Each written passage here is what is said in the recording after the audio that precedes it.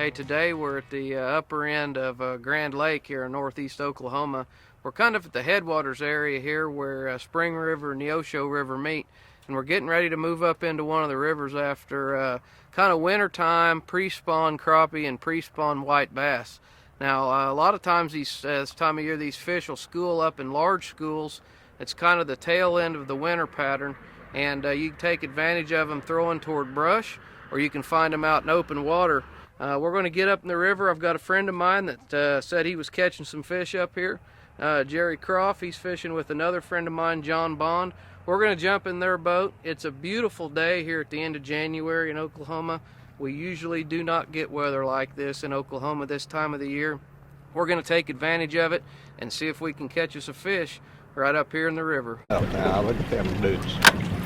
We'll get a hook on them babies. That pretty?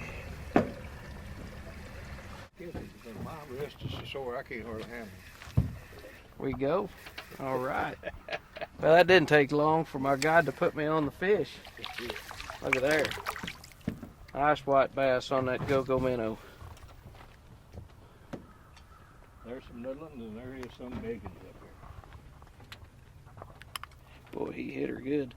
That's the 2-inch chartreuse with the silver flake go-go, and Jerry says there's some in here bigger than that, so oh my gosh, there's big fish in here. Oops, we're going to toss him back and see if we can get another one.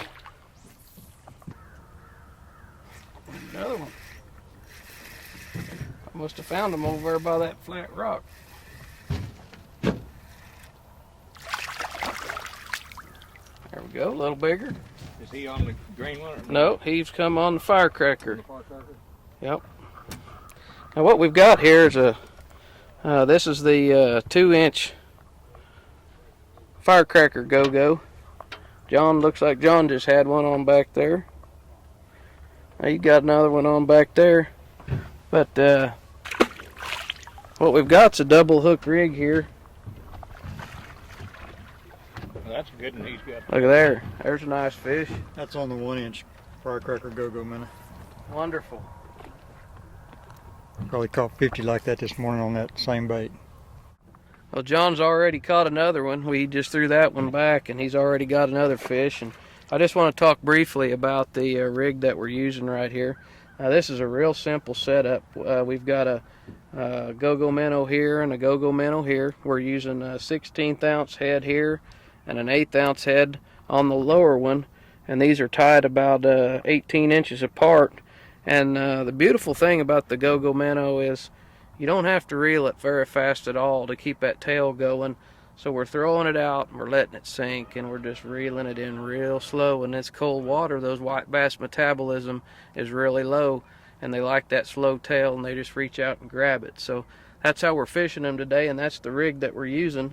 And what we have here, we're in 25 foot of water, and we got structure scan on this side, color sonar on this side. You can start to see some of the fish on the structure scan right here, but you can really see them lighting up over here on the color sonar equipment. And Jerry's got his transducer set up to where he can see the front and the back of the boat. Which side's this, Jerry? That's front. And this is the back. Okay, so he can see the front and the back of the boat with structure scan or color sonar. We got 4 fish. Oh no, Jerry's got a double and I got a double. And he just had one on. So we had 5 on at one time. Isn't that something? Hey, thanks for watching the Outdoors with Ole Pops video. If you're not out fishing in the river somewhere in January, February, and March, you're missing out on some of the best white bass fishing of the whole year. Hey, my old friend and buddy that I had for years, Jerry Croft, in this video has passed away now, and I sure miss him. And I know he's up in heaven enjoying watching all of us guys hunting fish down here right now. And I tell you what, there was not very many people on this earth that was as fine a man as that guy right there.